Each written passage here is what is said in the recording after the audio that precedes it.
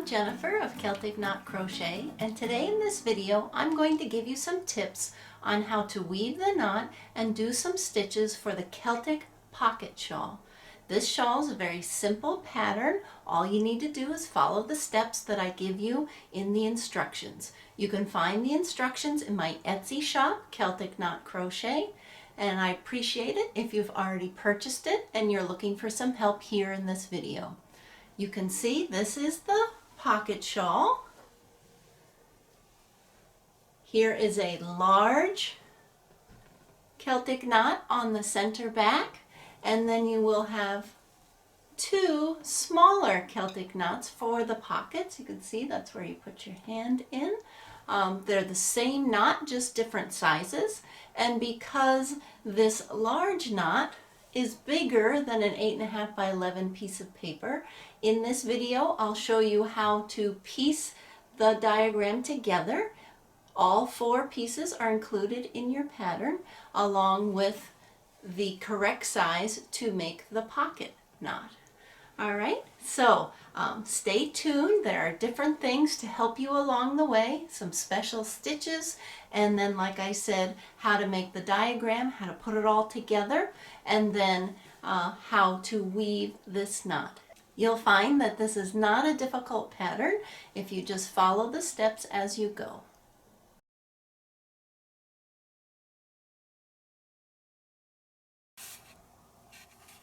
The yarn I use for this project is called Cadence by Hazel Knits. You can find it online at hazelknits.com. There's about 200 yarns in each hank. I used sapphire and chicory. I just love this blue.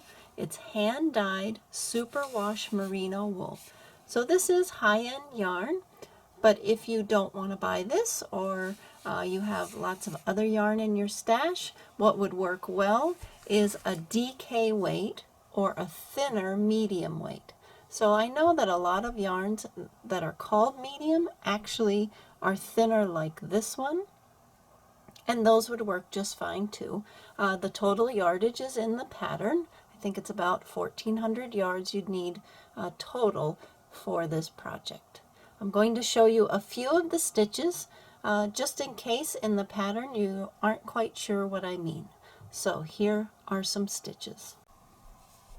The main stitch for the base of the shawl is a simple textured stitch that includes a single crochet and 2 double crochets. So if you are working into that after the first row, it's very simple. You're going to do the same thing all the way across. So the very first stitch, you do 2 double crochets in that first single crochet, and then you're going to be looking at the back of the row before, and you can see right here, here are the 2 double crochets, and you want to find the single crochet, the shorter stitch next to them. So you can see every stitch shell is 1, 2, 3 stitches full. So we're going to skip the first 2, the double crochets, and then we're going to do a single crochet, and then 2 more double crochets in that same stitch. So we cram them all in there, just like that. And you do that all the way across, and that's why this stitch pattern is a 1-row repeat, because you're going to do the same thing back and forth until you get the length that you would like. So when you get to the end of the row, you'll find that turning chain, that chain 2 that you make at the beginning of every row. You'll just put a single crochet right in that, and then you'll chain 2 and be off and running and ready to go back across. So you can see on the back, the 2 double crochets and the single crochet pop out and create that back and forth texture. When creating the cords for this project, most of the stitches are pretty self-explanatory, but there are a couple places to create points and curves that I put some different stitches together. So for the pocket cords, you'll want to work mainly in single crochet, but there are a few places where you want to put a single crochet 3 together.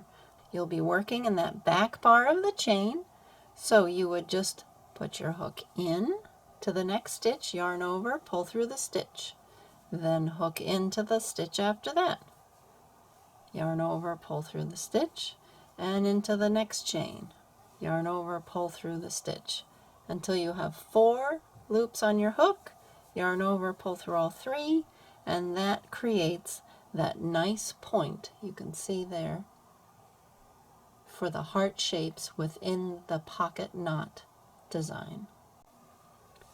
When you're working on the larger knot and the cord for that, you'll be double crocheting for a lot of it, but there are a few places where you have to do some different stitches, and those are all explained in the pattern, but I thought I would show you one of them that might be a little confusing. It's called the 2 double crochet together with a skip 1. So you would yarn over, put your hook in to the next chain, yarn over, pull up a loop, then yarn over, pull through 2. And that's half of the first double crochet. Then you would skip the next chain, and now we're going to work into the one after that. So that's where the skip 1 comes in. Yarn over, put your hook into the next chain, yarn over, pull up a loop. You have 4 on your hook, yarn over, pull through 2. So here you can see we've got a partial double crochet here, a skip stitch, and a partial double crochet there, and then I yarn over and pull through everything. And that also creates a point in the cord.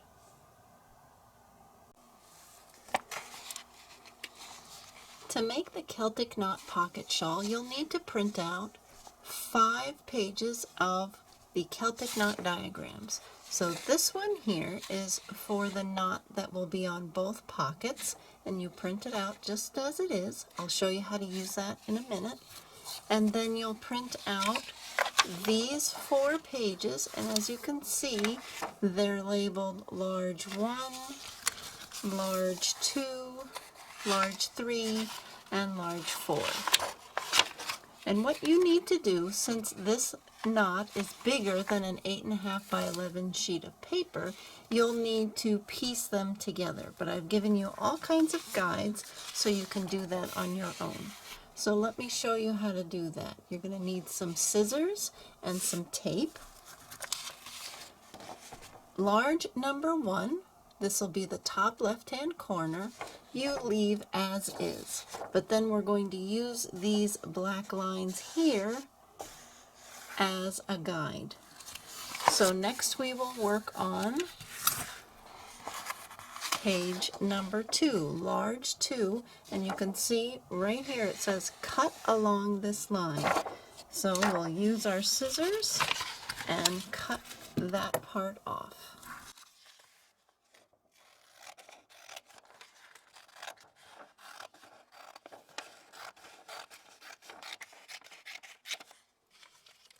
Okay, you see like that, and then we can take that and put it right up next to large number 1 and tape it in place.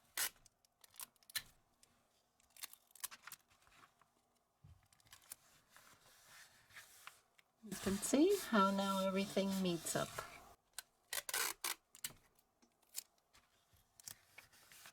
Okay, so now we have the first half all set and ready to go. And now we're going to add large 3 and large 4 to make the whole knot.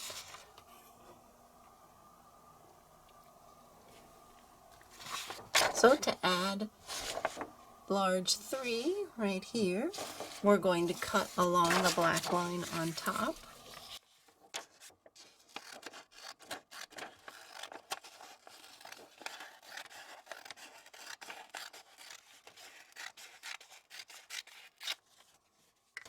And we're going to line that up with large number 1, the black line there.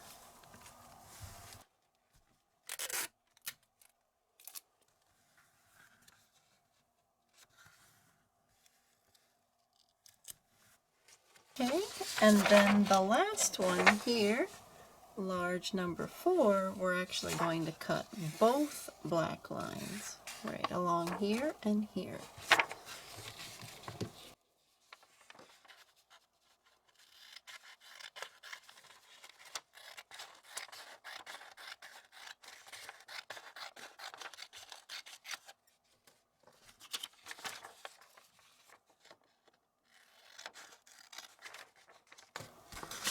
And then this last piece will fit right in here like so.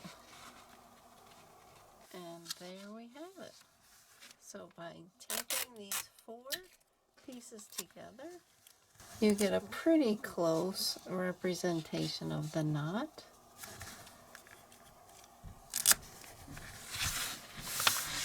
And there you can see. So when you crochet the cord, now you can follow along and place it down. Now all 3 knots on the shawl are the same. The one on the back in the center is just larger, but it's the same design as the 2 smaller ones on the pockets. So I'll show you how to do the smaller one on the pockets, and it's the same method, same path, same starting point for the large one. What you'll need is the printed out diagram, and as you can see on all the pages there is a marker here that is 1 inch long. So if when you print it out yours is also 1 inch or 2.54 centimeters, then you've printed yours out the correct size. You'll need a piece of cork board, or you can use foam core board. Those come in really big pieces, so that might be handy for the bigger knot. And then you'll need some straight sewing pins. It helps to pin the diagram down. And I have this neat magnetic wrist pin holder from Clover. I can put this in the description below.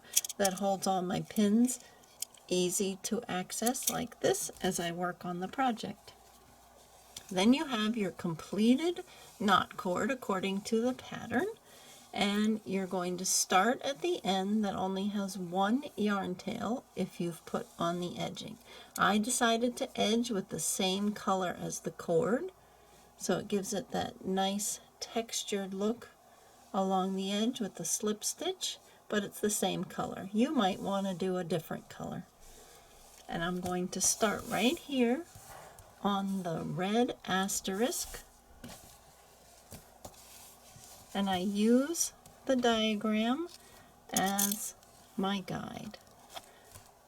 So I pin here at the beginning, and then I follow the arrows. So I'm going to go around, and wherever I want I put a pin. You can see the increases we did here help us go around that corner that turn nicely. And then here I see here's the point, and I want it to match up with B. So I'm going to pull a little bit and pin there at B, and then I'll undo a little here to stretch it so it reaches around that curve a little bit nicer than before. So the cord's very forgiving, stretches nicely. Same thing over here. Going to stretch it a little bit so those increases come around here. And you can see here I continue to follow the arrows this way, and I can always go back and adjust.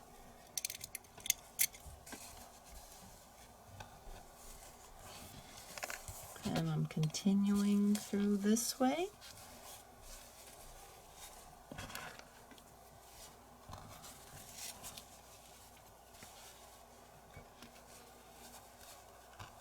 Now so far, up until this point, I haven't had to go over or under any part of the cord. But now you can see I'm coming up right here on this cord, and I can peek underneath and look at the diagram and see that I'll be going over. I took the pin out, but let's see, you can see that my point here is a little bit off from F. So I just pull it a little bit, make sure it lines up.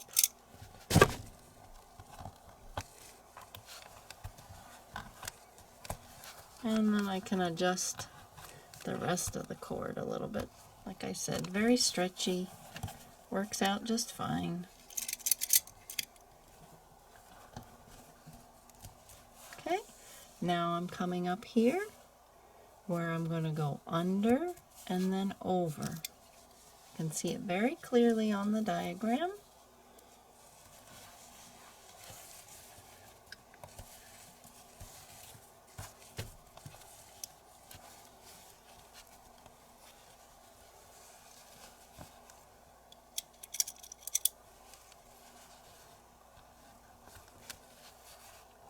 And now I'm coming up on this one, so I can see that I'm going to go over and then under and then over.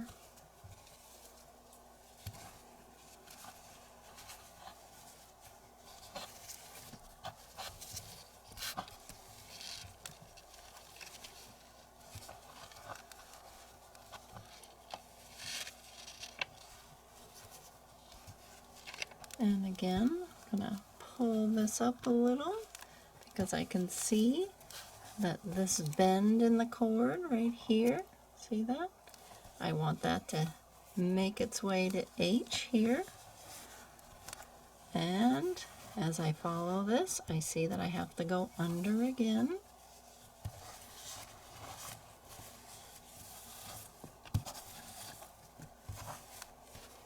And now that bend meets up with the H. Right here, you can see it.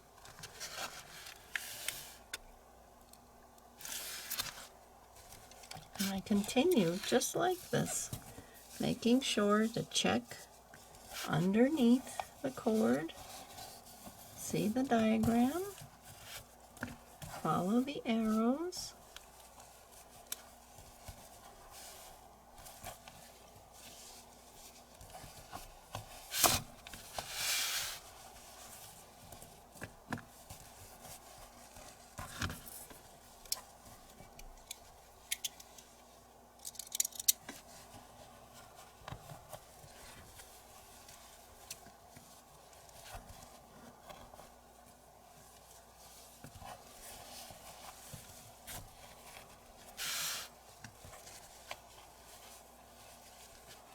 here again is another point in my cord, and I know I want that to be right there for the J, so I'll pin it to the J and then stretch this around, making sure it reaches like so. Put another one here, and now I'm back covering up where we started. We always hide the ends under an overpass right there. And so if I just went under, then I'm going to need to go, if I just went over, I'm going to need to go under.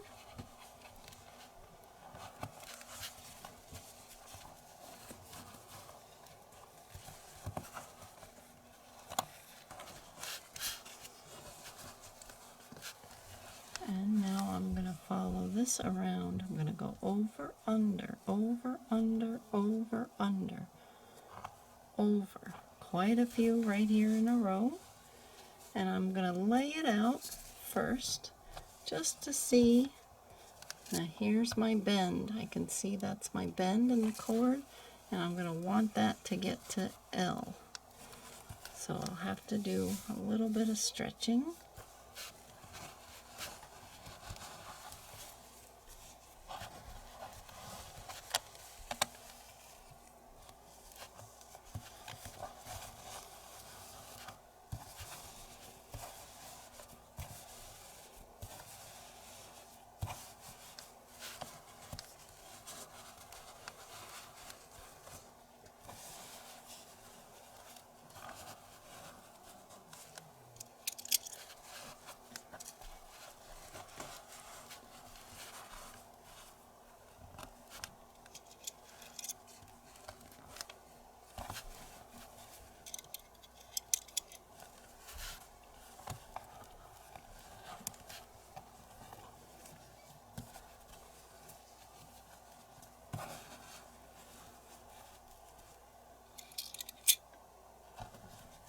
Okay, by looking here, there's another cord that's not here yet. So I have 2 overs in a row.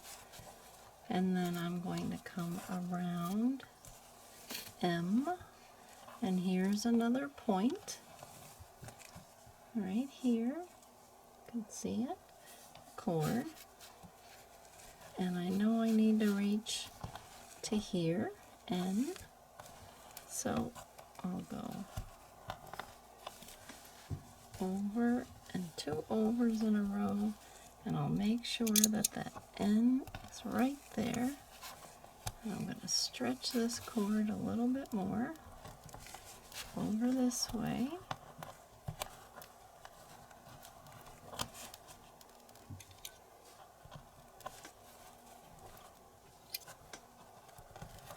Like that.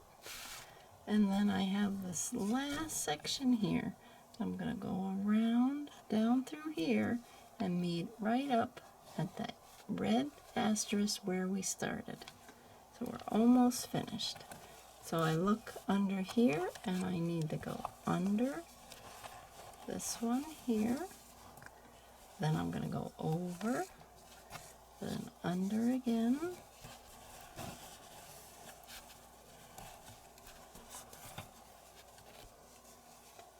Then over, under, down the home stretch here.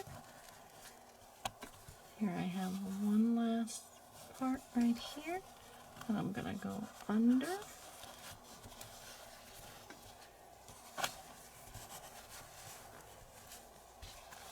and then I go over, and I know I want to end on an under. So everything is hidden underneath.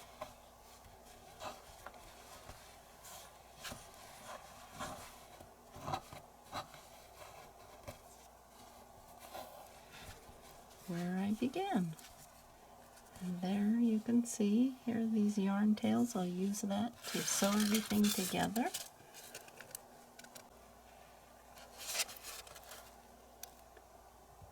Now that I have the knot stretched out to fit the diagram, I'm going to leave the knot here and use a yarn needle and sew all these crossings, being careful to not have my stitches show. I'll go in the same way as the stitches on the front, or I'll just pick up a few loops on the back, and that way it's all nice, and by sewing it while it's still on the cork board, it'll keep its shape and all these spaces will be really nice, and then it'll be all set to attach to the pocket piece. To create the fringe, which is totally optional, you might not want to have it, but if you'd like to have it, I used a VHS tape that I had laying around, and I wrapped around, according to the instructions, the amount of time you need for the number of fringe, plus a few extra, wrapped it around like that, and then I came through with my scissors and just cut like this, and that automatically gives you, however many times you wound it around, that many pieces of string, just the right length to add as a fringe. I take the length of yarn, fold it in half. Here's my loop end, you can see. Then I insert my hook on the shawl through the bottom edge, through the stitch, and pull that loop end through the stitch with the loop still on my hook. Then I yarn over with the tail end and pull it through, and then snug it up. And you decide. As you can see on this one, I did it with the opposite side facing, and this is what it looks like if the right side facing. I think I like it this way better. So you fold it in half, have a loop there, insert your hook through the stitch, put the loop on the hook, pull the loop through the stitch, and then yarn over with the tails of the string length, the yarn length, and pull through. And see, you get that nice little knot that I think has a nice finished look.